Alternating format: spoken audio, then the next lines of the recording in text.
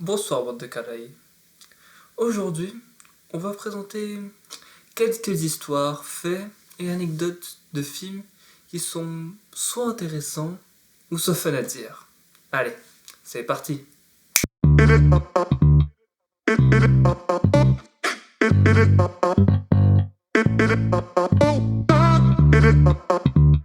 Si je vous disais que dans la saga de films les plus connus qui sont Harry Potter, Michael Gambon, qui est Dumbledore, et Alan Rickman, Severus Rogue, se disent le film est pas assez fun, trop de sérieux, trop sombre, trop horreur.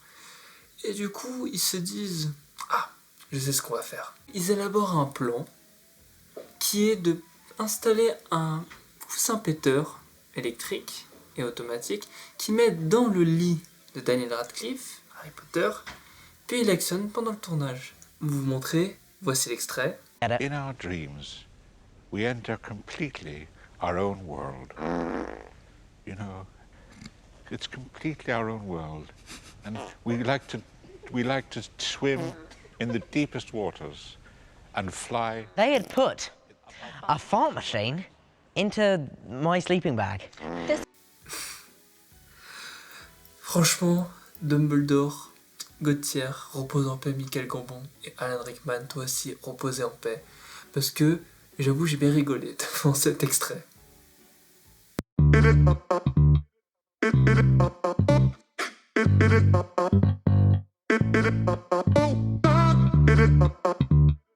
Un autre film. Cette fois-ci, je vais dire si des gens l'ont vu. Et c'est Tu ne tueras point, ou en anglais Hacksaw Ridge, réalisé par Mel Gibson. C'est un film qui parle du premier soldat, objecteur de conscience, qui décide de ne pas porter d'armes dans un champ de bataille durant la Seconde Guerre mondiale. De son vrai nom Desmond Doss, mais est interprété par Andrew Garfield. Pitié, Seigneur, faites que j'en sauve un de plus. Un de plus. C'est une anecdote très puissante. Surtout le fait que Andrew Garfield lui aussi est un des acteurs qui, vu à tout prix, ressemblait parfaitement à l'exploit qui est le sauveur Desmond Doss, qui a sauvé plus de 75 personnes dans le champ de bataille. Et Andrew Garfield, voulant absolument reproduire cette performance, il demanda qu'il fasse plusieurs scènes, j'imagine entre ou pendant, de récupérer au moins 60-70 sacs équivalents à corpulence humaine, voire aussi des vraies personnes. Et anecdote supplémentaire, parmi certains acteurs qui jouaient les blessés, et ben en fait ce sont des vraies personnes handicapées qui avaient du coup facilité pour les membres cassés, les membres en moins, etc. Ça facilitait le tournage.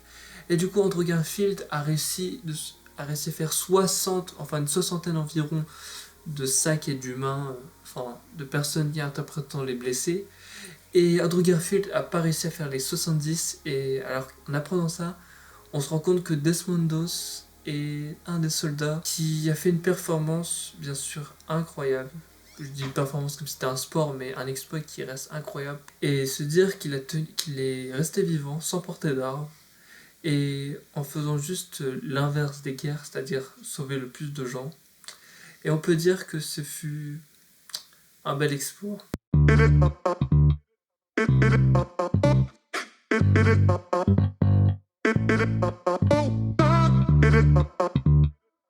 Alors, je vais vous raconter de deux films à la fois, parce qu'en vrai, ce sont des anecdotes assez similaires. C'est Forrest Gump et The Mask. Bon, juste, on va voir qui va trouver. Faut pas le laisser filer!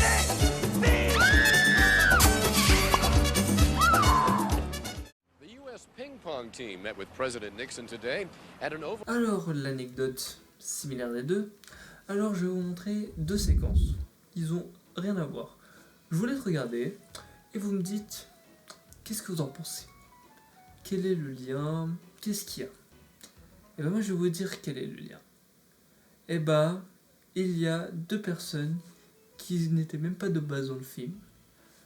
Dans Forrest Gump, le journaliste en question, c'est pas un acteur, c'est pas un figurant, c'est pas un comédien. Bon, en fait, c'était un passant, en fait. L'équipe technique, ils ont un problème de budget pour trouver un mec pour faire cela. Et après, il fait le tour dans la rue et il demande à un mec, excuse-moi, on a besoin d'un journaliste, est-ce que tu pourrais jouer le journaliste? On s'en fout, si t'es pas, tu peux jouer.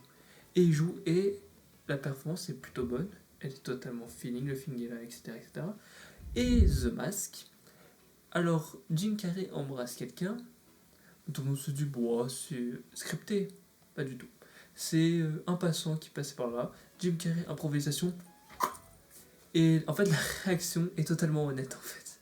Et du coup c'est vraiment un film culte et on se dit, il faut se dire que là, il y a les petits enfants ou les enfants, ils disent, maman regarde, t'es dans le film, tu te fais embrasser par Jim Carrey. Oui, le mec en vert c'était bien Jim Carrey. Et du coup, maintenant c'est... Bon, l'anecdote est plutôt drôle, parce que j'aime bien les anecdotes comme ça, c'est vraiment ce qu'il faut entendre. Et franchement, Jim Carrey, il est incroyable. Juste pour ça, et l'impro, et le film fit tellement bien, et ça c'est quelque chose qui est magique. Et bien sûr, The Mask, c'est gros amélioration. Et niveau prouesse technique aussi, surtout avec ses renversements 3D, featuring avec des trucs de dessin animé. C'est des trucs qu'on aime, ça.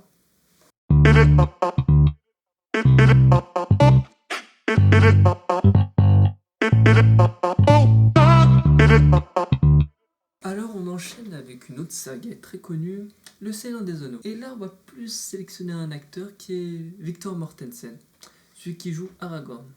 Alors premièrement, Aragorn, enfin Viggo Mortensen, et c'est un mec qui veut bien jouer son rôle, il veut bien faire. Ça, on peut pas lui critiquer. Quand on lui disait, Victor, on va te donner une épée en mousse, ce sera plus simple. Pour tout le monde, pour toi. Au moins, pas de problème, pas de danger. Et Viggo Mortensen dit, non, bah les couilles frère, moi je veux une vraie épée. Aragorn, je veux connaître tout ce que fait Aragorn, du coup j'ai besoin d'une vraie épée pour me battre avec. Bon, on lui donna une épée qui, je doute fort, c'est une épée qui coupe, parce que je pense que c'est très dangereux. Mais Viggo Mortensen, il veut jouer bien son rôle. Ensuite, dans d'autres séquences, pour vous faire simple, il se pète une dent. Très simple, il se pète une dent. Son Chico, il dit salam, il dit au revoir. Et il dit à l'équipe technique, vite, m'en fous, je récupère ce Chico, donnez-moi de la glue, et je veux jouer. Je vais continuer à jouer. Ils s'en bat les couilles. Et une deuxième séquence où on voit Aragorn. De toute façon, je vous laisse la regarder. Je vous laisse regarder. Regardez bien.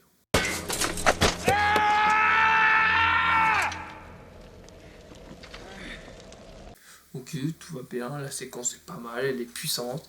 Elle est forte. On se dit, ah putain, Aragorn, je sens bien son rôle. Et en fait, Aragorn, enfin, Viggo Mortensen, c'était totalement une improvisation. Il a kické dans son home et en réalité, il s'est pété les doigts de pied. Et oui, tandis que nous, on se prend un petit doigt de pied sur un meuble, on chiale, on tombe, on crie, on fait des cris de victime. Moi perso, c'est cris de victime en général. Alors que lui, non, Viggo Mortensen, lui, il prend un ton épique, un ton sérieux. Il crie, un cri de rage. Et c'est pas un cri de tapette, ça c'est un vrai cri de bonhomme. Allez, on enchaîne.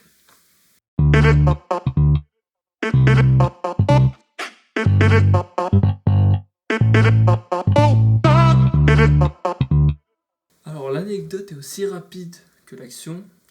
Mission Impossible Fallout. Alors, bon, cette séquence, bon, Tom Cruise court, je pense qu'on a tous vu cette course iconique. Et oui, c'est la course iconique de Tom Cruise. Elle est simple, efficace, bam, il tombe et c'est le drame. Il se pète une jambe. Et en fait, quand on le voit boiter, en fait, c'était vraiment une action réelle. C'était pas un truc faké, c'était vraiment Tom Cruise qui s'est pété la jambe. Oui, Tom Cruise a beaucoup sacrifié son corps pendant des tournages de Mission Impossible, ou dans d'autres films. Je sais pas si dans d'autres films il a beaucoup sacrifié, mais j'en doute pas bizarrement. Oui, parce que Tom Cruise, je pense que tout le monde est d'accord pour dire que c'est le mec le plus taré avant ou après Jackie Chan, même si j'avoue que Jackie Chan il est pris quand même cher quand même. Plus Jackie Chan quand même. Oui, mais Tom Cruise a beaucoup sacrifié son corps. Anecdote, enfin pas une anecdote, c'est plus un avis sur moi. Franchement, la scène du Burj Khalifa. Franchement, qui n'a pas eu des sueurs froides? Vous voyez les rails là, vous voyez les grillages de sol là pour les égouts? Juste là, je me chie dessus déjà. Alors lui, Burj Khalifa, oh. Et alors que attaché à un avion, oh, il s'envole vers d'autres cieux. Il a fait 3 fois la séquence. Et arrête, Tom Cruise, s'il te plaît. Je t'aime, hein. C'est pour ça que je te disais, s'il te plaît, arrête. Moi, je veux pas que tu meurs dans un film, bon, ce serait stylé, mais j'aimerais que tu vives bien et tu finisses bien ta vie, mais pas. Après, tu finis comme un film d'action si tu meurs dans ta film. J'espère pas que ça arrivera, s'il vous plaît. Non, mais Tom Cruise s'est trop sacrifié pour ses films. Et ça, on peut pas lui retirer ça.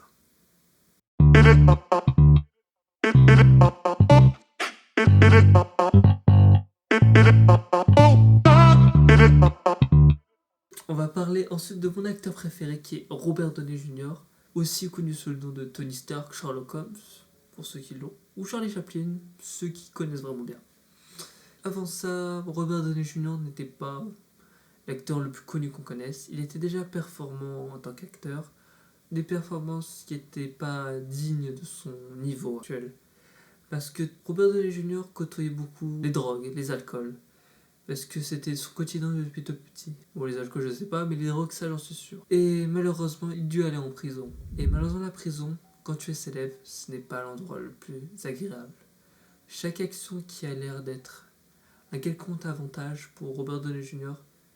est un énorme fardeau. Notre pauvre Robert Downey Jr. Et à sa sortie de prison, il revoit sa femme. Sa femme lui posait un ultimatum avant de commencer une relation qui a été de: si tu veux être avec moi, tu vas devoir arrêter les drogues et te mettre sur le droit chemin.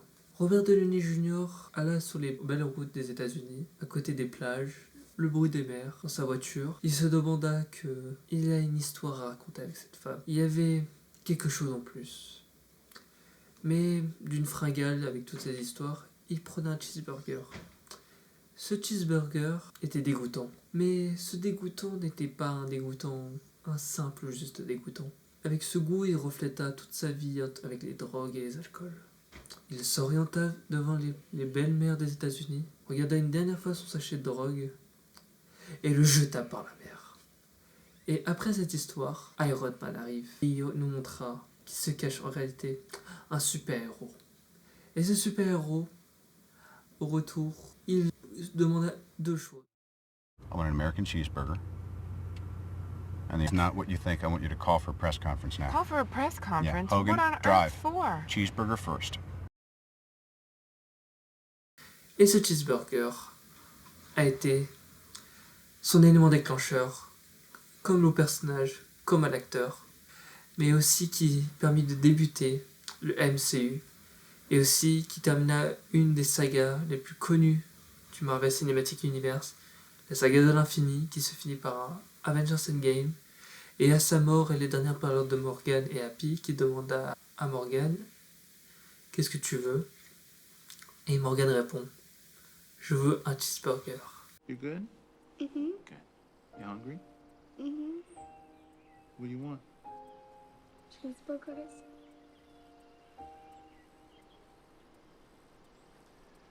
You know, your dad likes cheeseburgers. Okay.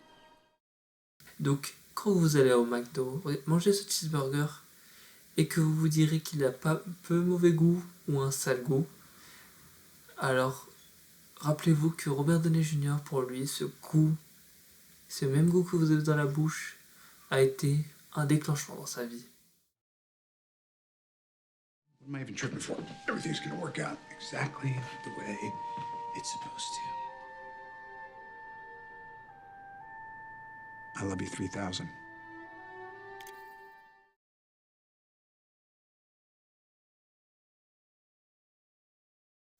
J'espère que vous avez kiffé cette histoire, et si vous voulez plus approfondir sur la dernière histoire, qui est celle de Robert Downey Jr., je vous conseille de regarder la vidéo de la chaîne de Paul qui parle de Robert Downey Jr., et vous voulez vraiment approfondir cette histoire, regardez cette vidéo, elle est incroyable.